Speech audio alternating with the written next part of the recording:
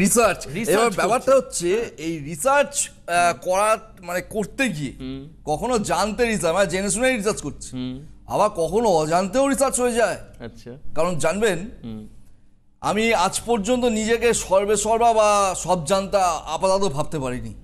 কেন জানেন? কারণ এখনো অনেক কিছুই আমি জানি না। রিসেন্টলি প্রমাণ পেয়েছি, বুঝতে পারলেন, যে একটি স্টোনের মাধ্যমে, অর্থাৎ স্টোনটি কিন্তু আমার লাগবে।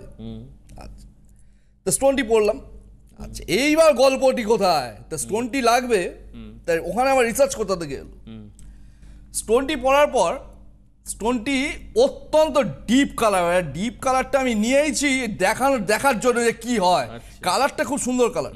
আচ্ছা, কিন্তু ডিপ ডিপ মানে এক্সেসিভ ডিপ। আচ্ছা আচ্ছা, তো ওটা পড়ার পর থেকে দেখছি উল্টো পাল্টা ভাইবস আসছে। আচ্ছা, মোটামুটি ওই ধরুন 72 ঘন্টা কি 4 দিন 5 দিন পর থেকে আচ্ছা, আমি বুঝতে পারছি যে কোনো একটা আমার একটা প্রবলেম হচ্ছে।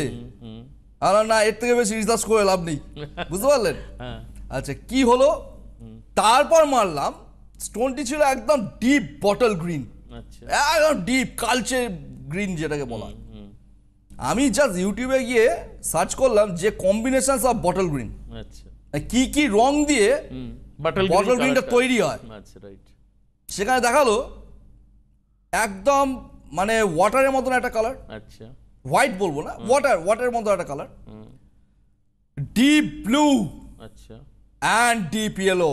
আচ্ছা, ওখানে দেখলাম এই তিনটে কালার কম্বিনেশনে বটল গ্রিন আসছে, অর্থাৎ প্রকৃতি কিন্তু ওখানে ইনবিল্ট মানে দিয়েছে যে ডিপ ব্লুটা করে দিচ্ছে। আচ্ছা, ডিপ ব্লু আমার সঙ্গে যাবে না, আচ্ছা, ডিপ ইয়েলো আমার সঙ্গে যাবে না।